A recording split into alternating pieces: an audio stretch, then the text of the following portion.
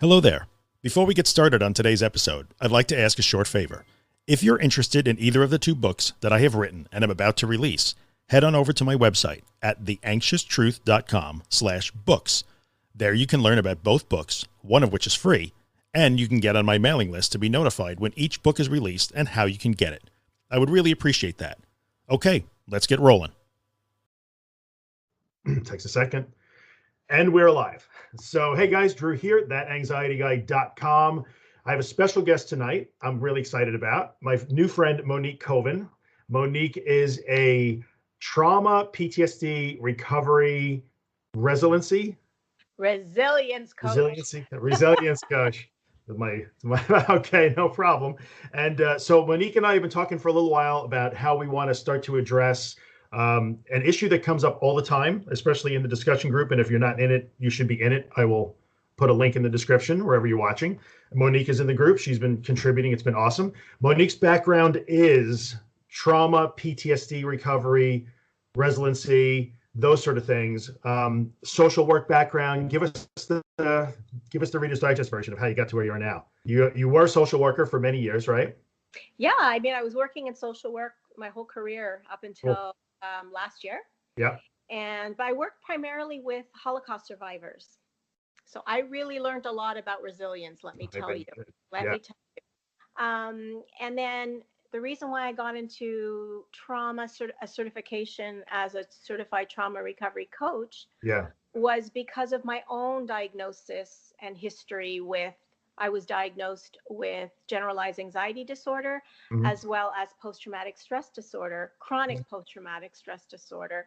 Right. And I was very educated and I've done all kinds of trainings, and really it was for myself because I wanted to get better. And I had spent decades looking for the right modality, I wrote 15 different therapeutic modalities, always hoping that one would fix me. And I was always disappointed. Yeah. So you've taken, I think people should know that you've taken a credentialed approach to this. You have been a social worker, you did your training, you've done your homework, and you've actually lived it as well. Yeah. So the reason why I asked Monique to get involved is because you have that good combination. That sounds terrible. It's not a good combination, but you have a combination of trauma, PTSD, and the anxiety thing. Yeah. So people who are listening to the podcast, watching the video in the group, comes up all the time. I'm not terribly versed in trauma and PTSD, so that's why I wanted to get you involved. Yeah. So before we get into it, I have to acknowledge that anybody who has followed me for any period of time understands that I'm not big on coaching. And I kind of dump all over the coaches, but it's important to understand that when I'm dumping all over coaches, the anxiety coaches, the life coaches, that's a different thing. And you're going to see, like I say all the time, nobody needs a coach because we have what we need inside us already. And Monique is probably going to say that 10 times in the next 40 minutes or so. So we are on the same page with that. But when you're dealing with trauma and PTSD, those are actual real things. Yeah. That's not just life coaching. That is a specific thing that needs to be addressed, that is outside the realm a little bit of the things that I talk about all the time. So for those of you who are wondering, Drew, how could you have a coach on? This is different. Monique is not going to tell you to eat avocados and meditate to get better. This is a real thing that we're going to address, the specifics of trauma and PTSD. And I also want to say, which is really different from a lot of coaches that you may go to, they haven't recovered. I have recovered. That's true. Symptom-free from post-traumatic stress disorder after having it for decades. Yeah. And I'm recovered from chronic anxiety, which would have been a dream for me. Yeah. I no longer have it. So that's something that, to work with someone that has been there and knows exactly what you're talking about and has come out of it. Right. Yeah, that's very different. That's why I have you on. And I think I also want to say specifically, I have seen Monique's stuff. Her and I have spoken before. Trust me, you're not going for the next 30 minutes, you're not going to hear about some miracle cure. Her and I are very much on the same page in the way you go about this. So this is not some special magic black box that Monique has come up with to cure your PTSD. It's just smart. And it follows very similar things that I talk about all the time. So that being said, we're not here to necessarily sell coaching, but we'll talk about how you can contact Monique afterwards at the end if you do want to. Totally reasonable thing to do. So let's talk about, I deal primarily in people who are dealing with things like agoraphobia and panic disorder. Yeah. But people bring up all the time, well, what if I had PTSD, or what if I've been through some past trauma? How does that fit into this? So let's talk about the difference. So you have we've all been through some crappy stuff in our past, but some things might be categorized specifically as trauma. And what's the difference between trauma and actually PTSD? Well, they kind of get used interchangeably. Yes. I mean, PTSD is a diagnosis. You fit you've got certain criteria, and then if you've ticked off all the boxes in terms of you have the behaviors, then that's what you're diagnosed with. But so there is a difference between post-traumatic stress and anxiety, in that with post-traumatic stress disorder, you've gone through a completely overwhelming experience, overwhelming to the point where you feel completely powerless, you feel terrorized, helpless. It's overwhelming for the system. Okay. And what happens is, again, there's different kinds of trauma. There's childhood trauma where it was ongoing and repetitive. And then there's, one-time event, let's say a rape, or that's another kind of trauma. But what happens is that it's an overwhelming experience on the body and on the mind. Right. And what happens if people don't get help right away is you start to develop certain symptoms that stay with you. Okay. And these could be reoccurring memories or flashbacks. You could have they call it an emotional flashback. So you have the exact same feelings, but you may not have a picture of the scene. Okay. You have, of course, anxiety comes with it.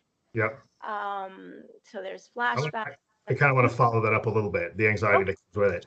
Sure. So go ahead. Why don't you finish first? You kind of running through. Yeah, disassociation is a big one. There's different levels of disassociation. Mine was depersonalization and derealization, those type of, right? Is that what you're talking about? Yeah. Disassociation. There are people that I know who will miss hours at a time. They'll just miss hours. Whereas in my case, it was mild in that it wasn't mild. I could not stay present. Right. I couldn't. And that was because my childhood was so, it was like a war zone and so out of control. And there was a lot of abuse going on. And the only way that, your brain protects you. And the only way that I was able to cope was to go somewhere else. So the neural pathways were really formed because I would just go. Yeah. And so when I became an adult and there was no more trauma, I mean, I'm grown up.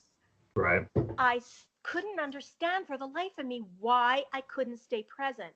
And, I didn't know about disassociation. I didn't know what was going on. And then you start to think something's wrong with you. Right. And later on, I recognized that it was just because the neural pathway was really formed and I was so used to doing that.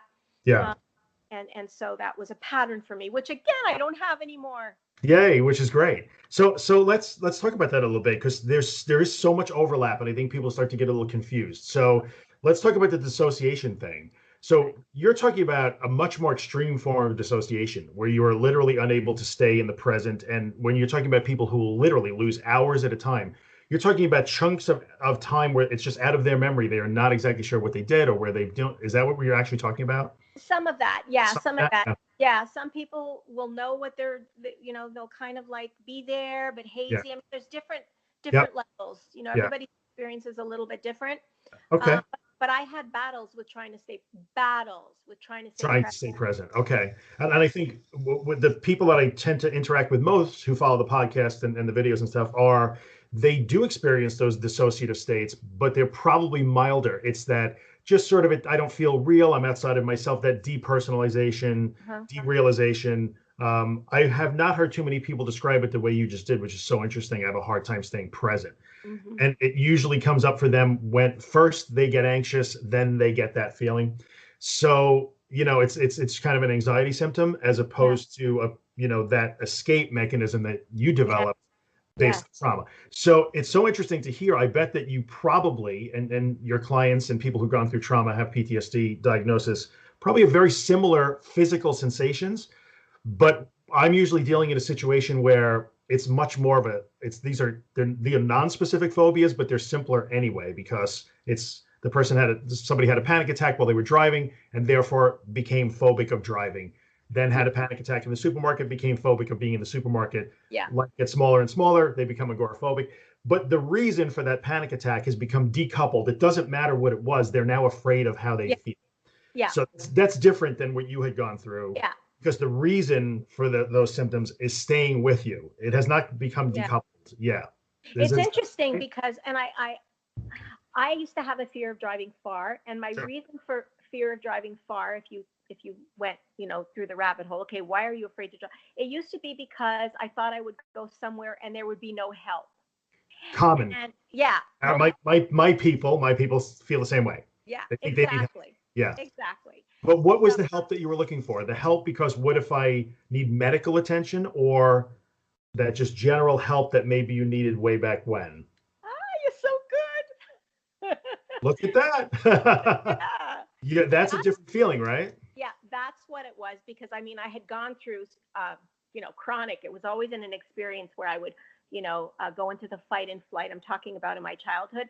Go into the fight and flight, and then wanting to get help and there'd be none. So I think there was some similarity to that. And I think people who are not dealing with trauma or this PTSD diagnosis, it's that same thing. I'm afraid to go into the supermarket. I'm afraid to drive far, get on the highway, be trapped in the drive-through. What if I can't get help? But for them, I truly believe that there's something medically, physically wrong with me, and I may need help, as opposed to so similar. But it's good that we can bring out the similarities and maybe a little bit of the differences. So I'm guessing that people who are dealing with reliving past traumas in the way that you are experience many of the same symptoms that somebody who just develops panic disorder or agoraphobia has. But the reason for them is different.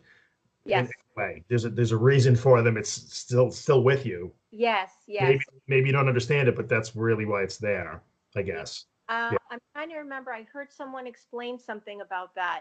What did they say? They said something like, is it trauma is afraid of what's already happened, and anxiety is afraid of what's happened. That is genius. That is absolutely genius. I love that. I love that. And that sounds crazily accurate to me, to be honest with you. What do I know? I'm an architect turned technology guy. So, no, that's great. I think that's really great. So I think what we can agree on, like, some people are always confused. Like, I've had trauma. Is this because of my trauma? Is this because they're not sure if they have PTSD? And sometimes if you're not sure, maybe this conversation is going to help a little bit, or you got to reach out and try and find out for real what's going on. Well, let's talk about the thing that really lit me up when I watched your video that you did with Jill Whalen, and you talked about that mechanism of so for the people who follow me and have that, say, panic response to a place that they don't want to be in, right? I really want to go out and drive to wherever, but I can't. I have a panic attack. I don't want to go because I'm afraid to panic. They're just afraid of how they're going to feel in that situation, and that's fine. They're afraid of how they feel. That's different. So the mechanism that you described to me, where maybe for you had a memory of some kind, then you have a feeling, then you have a thought, which becomes an actual physical feeling. Talk about how thoughts become physical feelings. So I suffered, as I said, for decades. Once I got this understanding, I got it on a really deep level, and it changed everything for me. It was an understanding, and it was an understanding about how our design as human beings, how our psychology works, how it really works.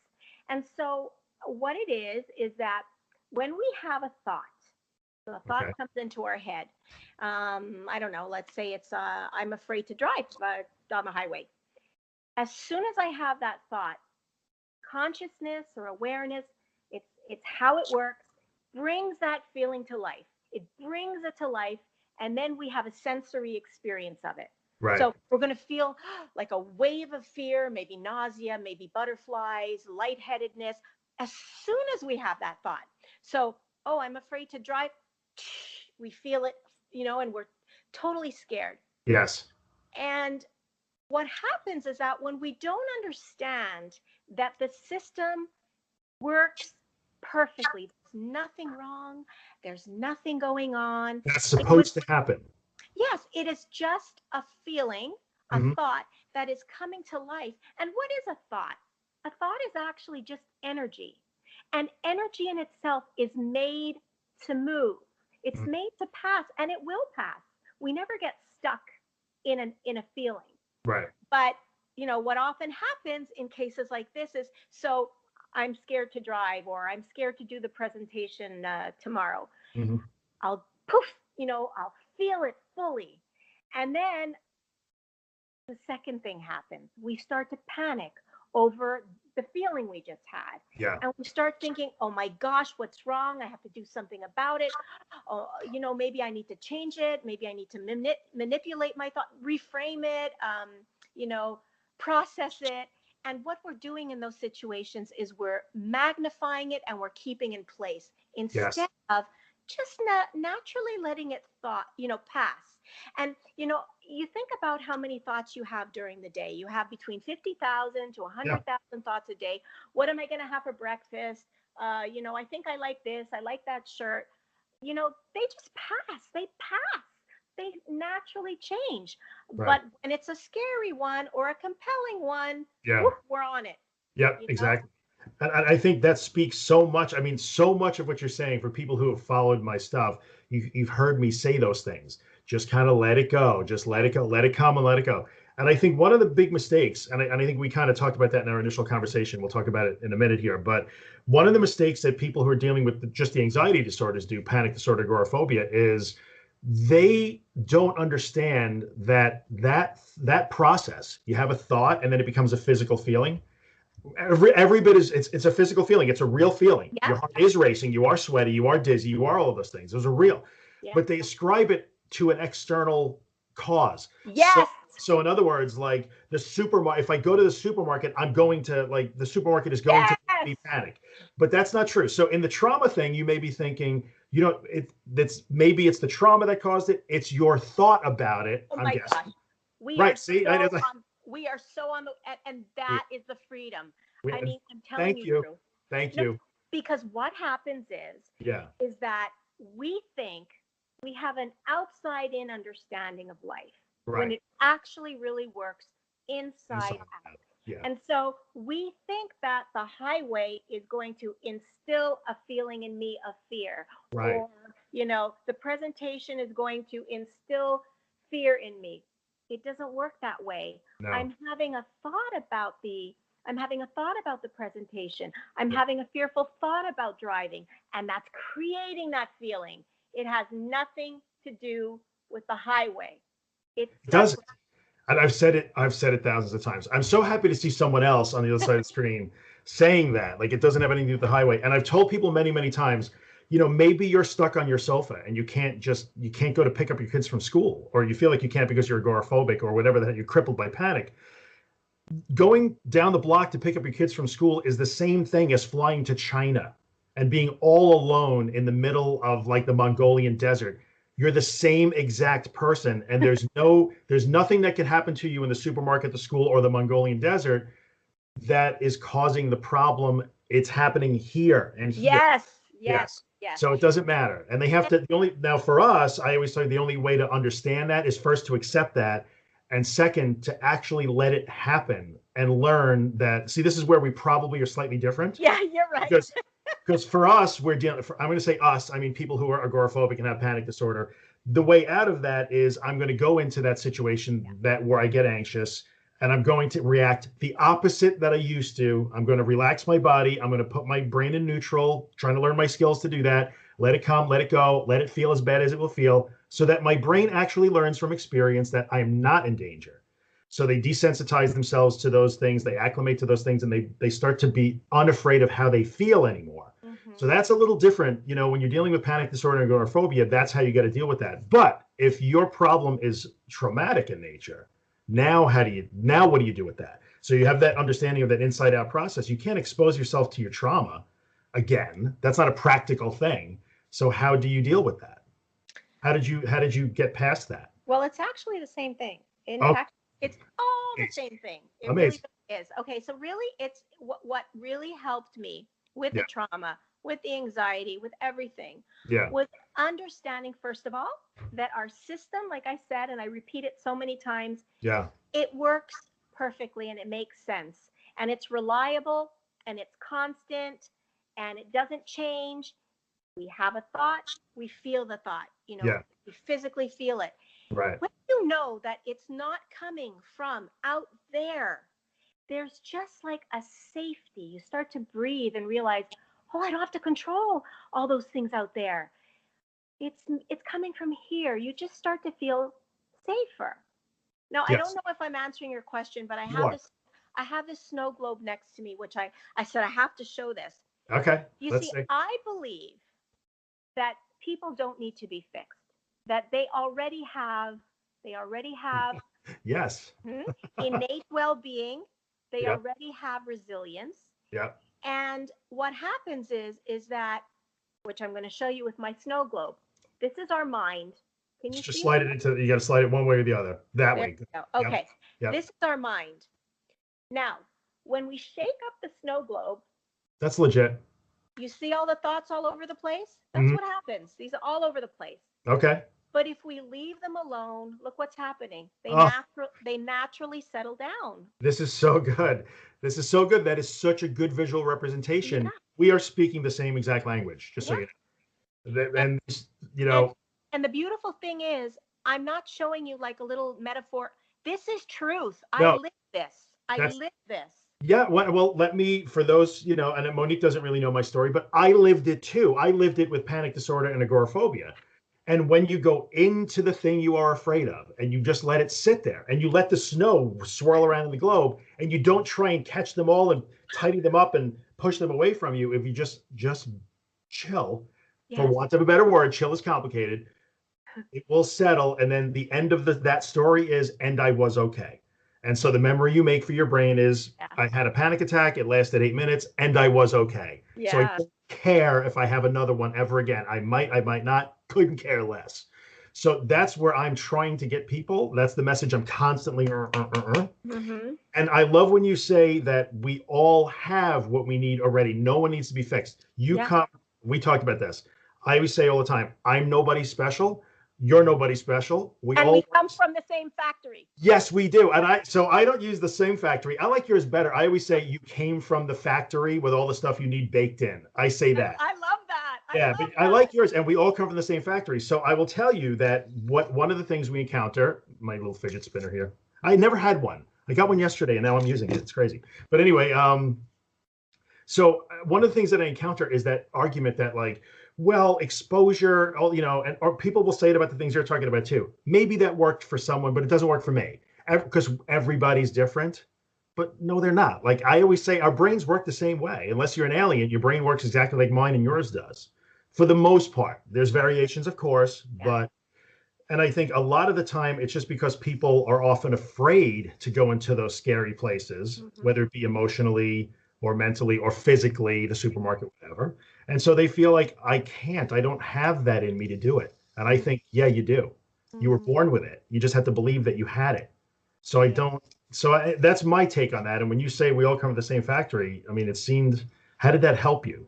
That realization was just part of that freedom of like, I'm supposed to be like this. Yeah, just it all made sense because, when you have anxiety, chronic anxiety, you feel like you're living like this, all the time. And when you feel like this, you feel completely out of control. Yeah. Life doesn't feel safe. Yeah. You want to just cocoon in your little. Yes. And when you start to see the safety and the freedom and the predictability of our design, there's just so much hope there that you can trust the design, that you work perfectly. And so, I was when I got this understanding and I was experimenting with it, a lot of thinking just dropped because first of all, I knew that if I would engage with my stressful thinking or my fearful thinking, I knew what was going to happen. Yeah, it's going to you're shaking the globe. Yeah, which is before I didn't know that. I just did it and I didn't know that. Yeah. But now that I have that knowledge, I don't do it. Now, sometimes I forget, and Yes. we're all human. Yeah. But for the most part, I know how it works, and I don't want to feel that way. And so I don't. And you end up being more present. You feel more lighter. Life feels much more joyful. Yeah. It's a really nice way to live. There's a level I talk about sometimes, a level of competency.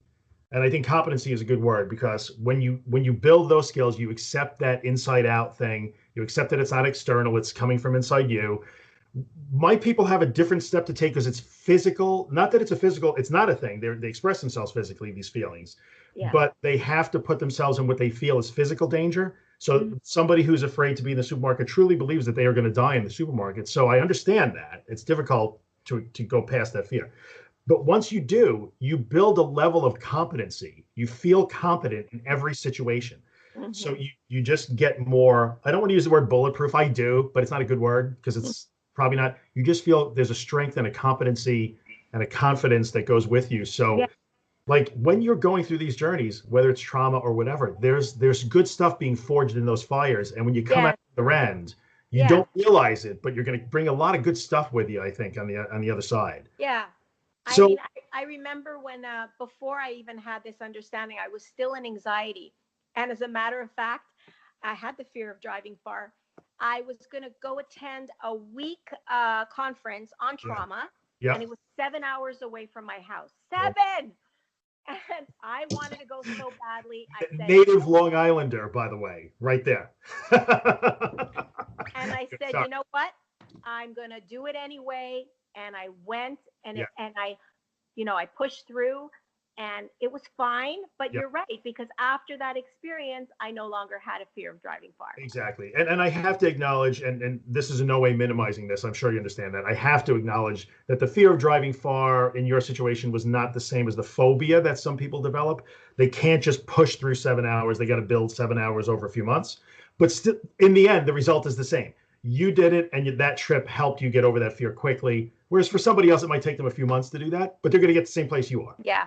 So what was the deal so there's still trauma in your past, right? You don't get to forget, it doesn't go away. So what's the difference now? When those memories happen, when those triggers come, what happens? Yeah. Okay. What happens to so you? that's a really great question. Yeah. Because in the past, when they would come, I would freak out. And I think I've mentioned to you before, they would come. I used to run out the door. Oh my gosh. I tried to process them. I need to make an appointment with my therapist. I would cry, blah, blah, blah. They would come, and I would be petrified of them because they felt like they did back then. Yeah. And I didn't want to be back there. But when I understood how the system works and what was actually happening, what was actually happening was I was having a memory, which was a thought. It was coming to life in my body. I was experiencing it. And then, because I knew what it was now, I knew that it wasn't happening now. I was experiencing full-fledged a memory. Okay. And it was part of how the design works.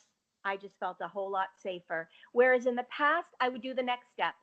I would feel it. I'd be frightened by it. I'd be thinking about it the next few hours. Okay, which therapy am I going to try now? Oh my gosh, this is so bad. Why is it coming up all the time? And, of course, the more I thought about it, the more it would come up. Yeah. And I thought about it all the time. Now, if I spend time thinking about trauma, I'm going to feel bad because that's just how we work. Right. So I don't go there anymore. The thoughts don't come to me. The flashbacks don't come to me anymore. And I don't go there either. And I feel amazing. I bet. Oh, you could see when you talk about it that you feel amazing about this. And I think we need to address an issue, and I'm sure you understand where I'm going to go with this. So you have taken a very cognitive, I know we talked a little about CBT and how that wasn't really your thing, but what you're talking about is really you're relying on like our pretty well established models of cognition and learning, right? So which is great, and it's worked for you. But like when you say, I just don't think about it anymore, I'm sure there are people listening who are going to say, how on God's green earth can I not think about that horrible thing that happened to me? So you have learned to not be afraid of those thoughts. They don't now control you when they come. If they come, they come. If they don't, they don't. Okay. How do you address that thing that says, And I say it all the time. First, get back on your feet like you have. Then if you feel the need to, and I sound like I'm minimizing it. I'm really not. There is value in this. If you feel a need to process it, in quotes, I don't know what that means necessarily, and deal with those emotions and resentment or anger or whatever you feel. I think you got to deal with those too somehow, don't you? Yeah. Oh, it's yeah. not just learning to like let the thoughts go and never think about them again. Oh, no, no, So no. how do you fit that in? Okay, so first of all, that's a very good question.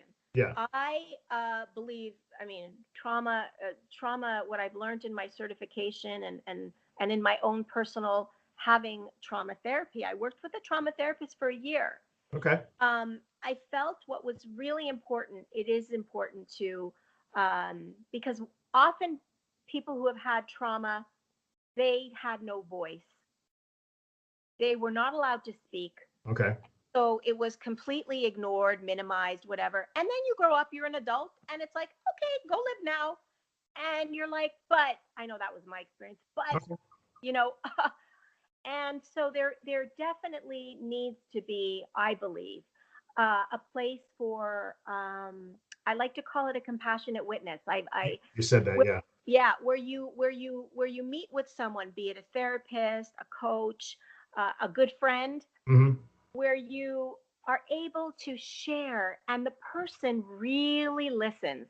I mean, really listens and acknowledges, and you get some validation. And I know that for me was huge. The actual therapy that we didn't take away the flashback, didn't take away the anxiety, but what helped was that she listened.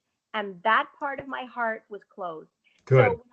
So when I work with clients, I start where they're at. And if they want to talk about some of that, right. I'm here as a compassionate witness, and validate and right. all of that. But then as they're ready, that's when we start moving towards, moving forward. And how can we do that? So it's both, so like you said, just sitting and having that compassionate witness, talking it through, talking about it, didn't take away the crippling aspects of it, it sounds like. In my case, I can't speak for other people. Other people maybe. That's very realistic. Yeah, that's so realistic and genuine to say that too, by the way. Like in your case, that was the deal. But I mean, there's probably some combination of all of those things that have to happen. So whether or not you're dealing with specifically a trauma or just the crap that everybody has to go through, and I always say that, like first, I call it stopping the bleeding. If you cannot function, you cannot hold a job, you had to drop out of school, you're not involved in family life, you're making excuses, you're locking yourself in the cocoon, you're hiding from the things you're bleeding. Like, so first we got to stop the bleeding. And using the tools you've talked about, you can stop the bleeding, and then you can work on processing. Or maybe at the same time, but you got to do both. Absolutely. I mean, and it's funny because processing doesn't necessarily work by itself. In the case of anxiety disorders, you had a therapist who actually said that. Like the research shows us that CBT. Yeah.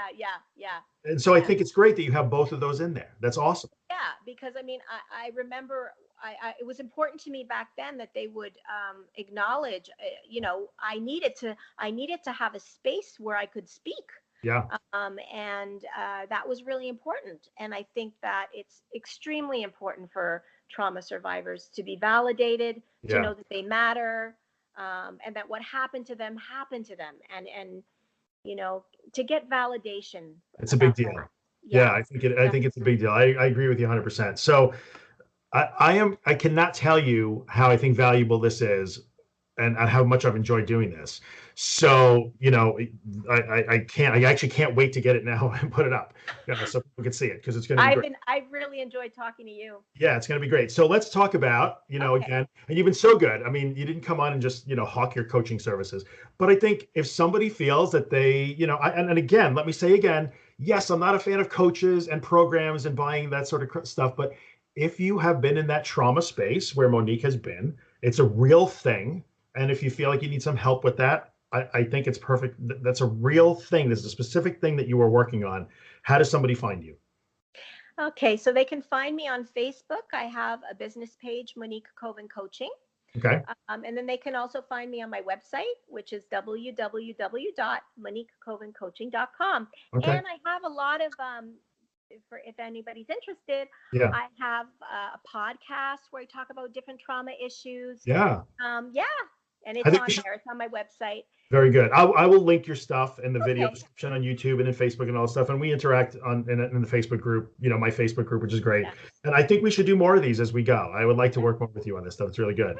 So we'll wrap it up. We're at about 35 minutes. That's great. Thank you, Monique, so much. It was so helpful. Oh, it was a pleasure. We'll do it again real soon.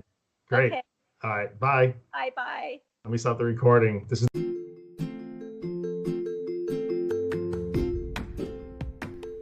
Hey, what's up, guys? Drew here. In the 5 years that I've done the podcast, I've never had a sponsor. But now it's time for me to put in a little plug for the day job, the business that I own. And that business is managed WordPress hosting. So if you have a website and it runs WordPress, and you'd like WordPress hosting that makes WordPress faster, more secure, and way easier than you ever imagined it would be, then check out Helix. You can find us online at iamhelix.com. That's IAMHELIX.com. We took a long time to build Helix. I'm super proud of it. It works spectacularly. We take really good care of our customers, and I promise we would take really good care of you too. So if you're in the market for WordPress hosting that will blow your mind, check out Helix. I would appreciate the consideration. I thank you for coming by and listening, and I'll see you the next time.